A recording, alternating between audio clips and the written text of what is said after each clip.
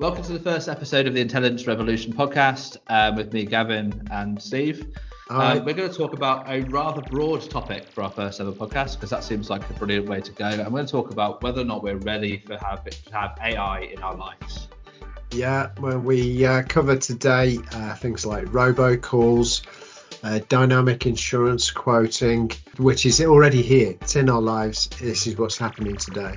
And naturally, I took us on a few tangents. We I talk did try a and little bit stop about the potential of smart homes and where smarts are taking our lives, and also cover a little bit around autonomous cars enabling us to kidnap people by phone.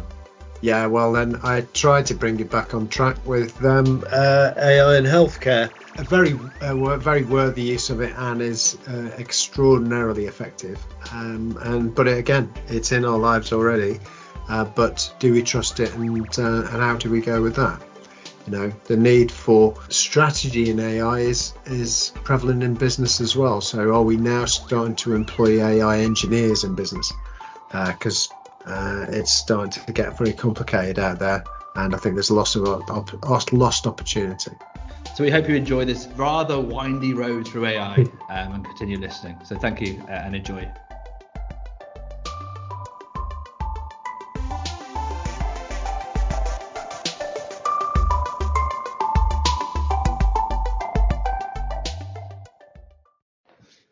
So Steve, are we ready for AI in our lives? Kind of broad subject. I think very broad subject. My God, are we? Well, some might argue that eventually they might become God, but I think that's a conversation for another podcast. Yeah, I don't think we're quite there yet. But or even want to get there. I think the point is it's already here, isn't it? There's a lot to consider, but I think the surprising thing is that it's in everywhere now. Yeah. And this is the significant consideration everybody's got. I don't want AI. You already have it. It's already there. There's a lot of fear around it. Yeah. But I think it's that realization that it, to some extent, it's in pretty much everything that we do in one way or another. If you're watching a live streaming video service, you're getting dynamic recommendations based off the services are based off the things that you like, and they're giving you their choices which are going to benefit you. If you're well, I hate that though, because it just annoys me. I know exactly what you mean. The predictive algorithm that I'm getting on like Netflix or something like that, and then I look at my wife's profile and go, oh, that's really interesting. Why doesn't it show me that one? Because I haven't been watching anything like that on my profile. Does that make you feel a little bit like, wait a second, where's she getting the good stuff, and then what am I watching, and what does that say about me? Exactly. It reminds me a little bit of that control thing, isn't it? I always think back to when I got my car that I've got at the moment, and it telling me that I should change gear. I'm like, oh yeah, no. This is not the time to change gear. I know what I'm doing right now. Like, this is not going to happen right now. Don't tell me what to do. Yeah. That's very annoying.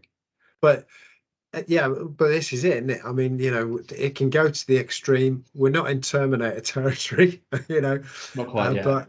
But my God, we're getting significant hype now of the bad influence that AI's got on our lives.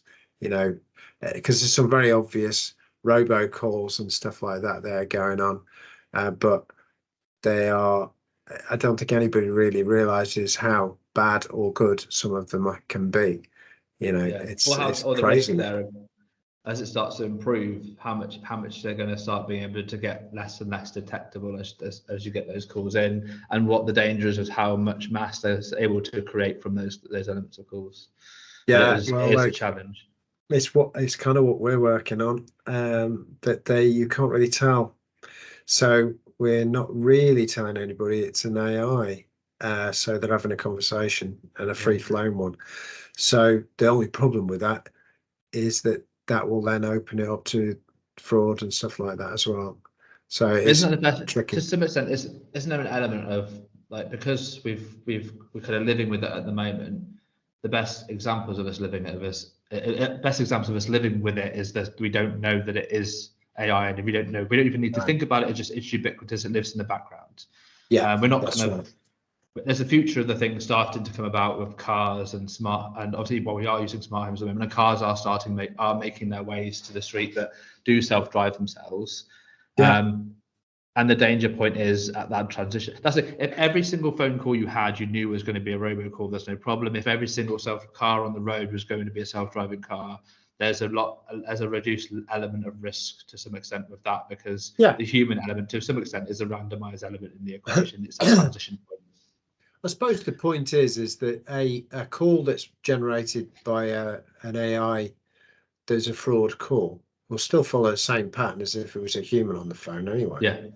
Yeah, I think the point is that the scale that they can go to is astronomical, so and they cost, can make the reduction in cost to be able to get reduction in cost to an extent, although the AI stuff is expensive, so it's still not it's not cheap in, say, Indian call center rates, so that stuff, unless it's very poor, if you're looking at the big ones, so Microsoft's ahead of the world at the moment with their collusion with or their investments into OpenAI. They are, their running costs are like $2 billion, and they're making 160 million or something. So it's an expensive world to be in, and of course that expense has to be passed on. So it doesn't matter whether you're a rogue or a proper trader, then you still have the same costs. So you can't minimize those. So the really, really bad robocall I got like yesterday saying, "I am your bank, sir," type of thing, in a really bad or synthetic voice with a really bad script, is because they don't want to spend the money. So the ones that are good are going to be the ones that are commercial and make their difference anyway. Costs are going to come down, and eventually it's going to be even ground, but like the education will go through and people will understand. And a bit like the self-drive cars you were just talking about, my mate managed to back his Tesla into a charging point. By the hand of how does that work? But there's always, I think there's always risks and dangers with any of this technology. We talk back down to that kind of element of the self-driving cars, and I often kind of look at the example of, like, you have to measure really the risk of these things. I often joke in probably quite a dark way that if all cars are being driven by machines or by computers, you could pretty much get to the point of hacking into one with your phone and ordering a kidnapping in the same way that you might order a pizza, which obviously you can't necessarily do at the moment as there's someone at the hands of a wheel. That's a very far way of going down the road, and it's not something a recommended thought, but it's the sort of thing that you kind of have to consider. Are we considering a modern version of the child catcher? I mean, there's the whole element of, you've got Home Alone. They talk about the Home Alone advert where it has all these automated devices. That's like, we go that extra step further and start when the house starts making decisions for us. Does it let the light in the window to feed the plant and give the plant the light it needs, or does it put the blinds down just in case the water in the coffee maker gets algae? And then we start talking about life forms and the decision on which life form is more important than the other. It starts getting into really dangerous territory.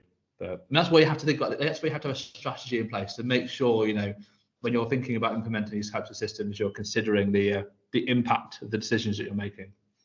I suppose, if we're talking about from a business perspective, that this is now starting to become the point, is the fact that there's AI in a lot of services and systems that you'll use now. They're there, whether you're using them properly, whether you've got a strategy, whether they're in place or not. You need to start thinking about that, and there's going to be the point where you have an AI engineer as a member of your team. If you're reasonably big, don't have to be significantly big, you're reasonably sized business, you're going to have to start thinking about that, because there's probably lots of stuff that you're using that's your platform, your CRM, your whatever it may be, your financial system, that's got AI throughout it, that you might be using some of, but not really using it to its potential. and it might not be talking to the other AI with its potential, and then making that whole strategy work, and then ultimately making it work a lot more efficiently.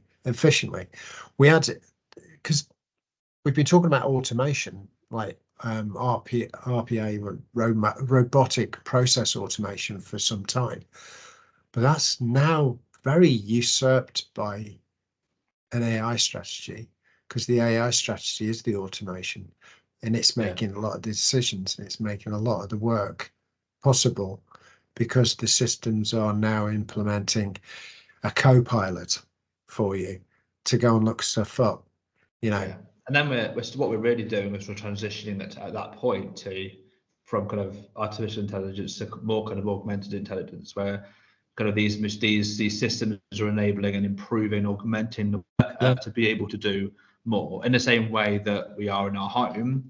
Like we're able to do more potentially with the devices that we have in our house, in the same way that we are with work, having these systems to creating that presentation that extra bit better, or generating the images that we need for the pitch, or actually writing a talk for us, or even further in regards to being able to pull down the data we need to do the analysis, and showing us in a dynamic knowledge way that it's relevant to me. There's a big conversation I was having with a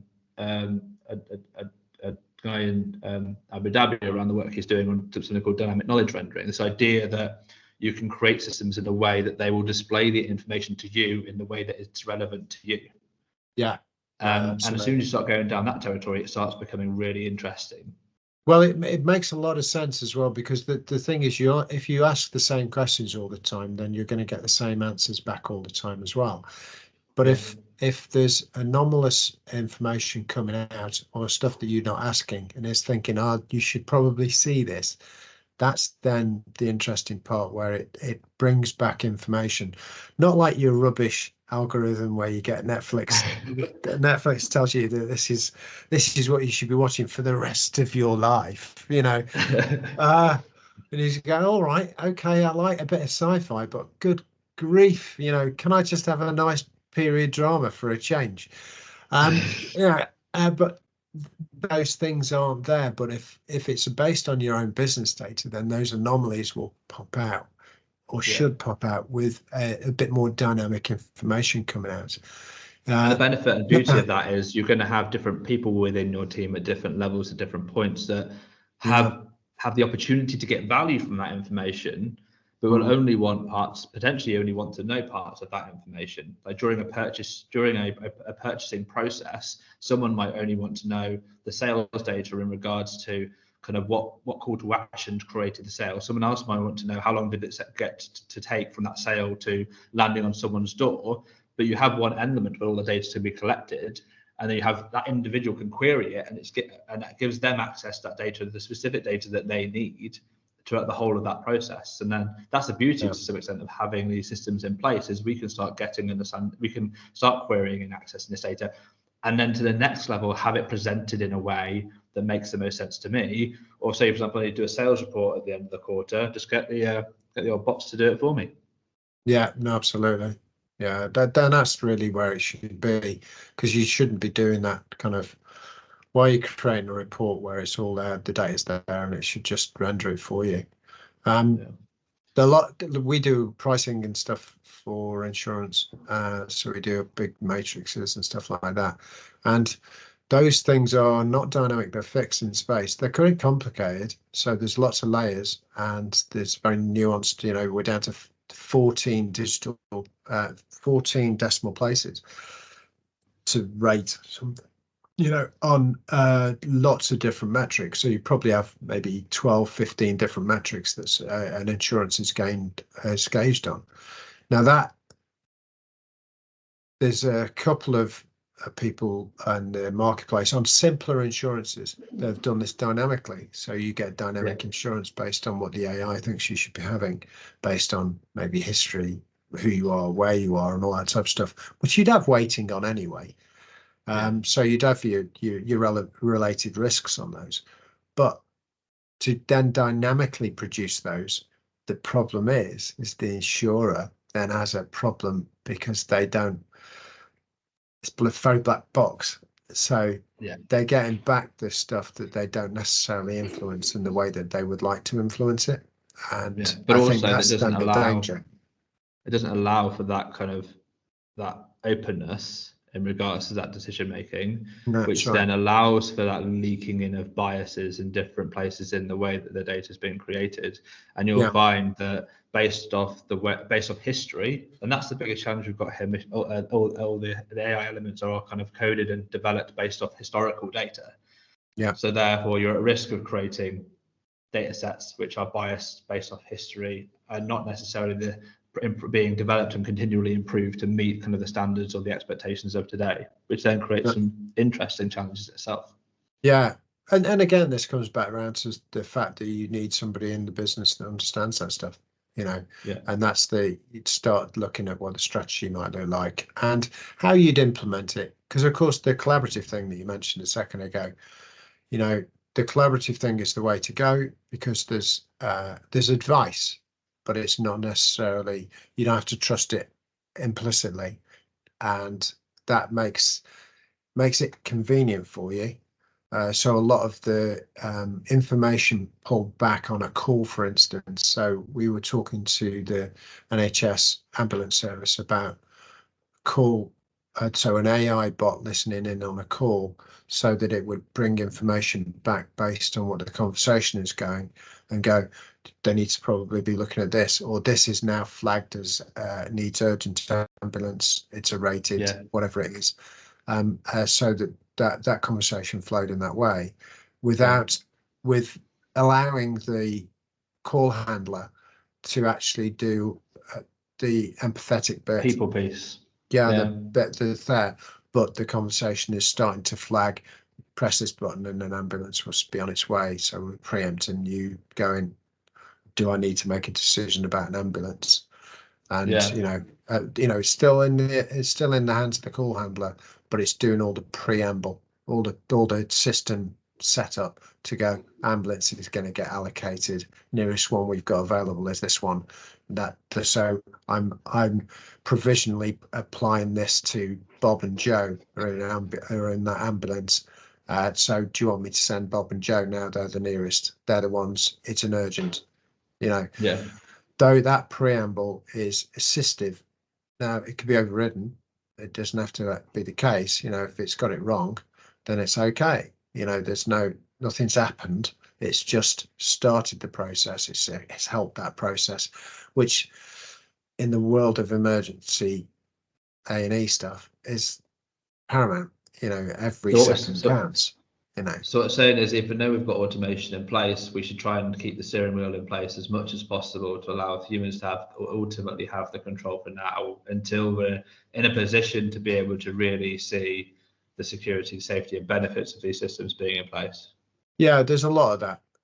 And I think that's where everybody will make themselves ready for it when it actually does start making decisions on its own, is that we'll understand that this is where its limitations are, or this is what we need to do to adjust it and make it right and give it better information. And we know we've got a 99% effective rate, where actually humans might only have a 90% anyway.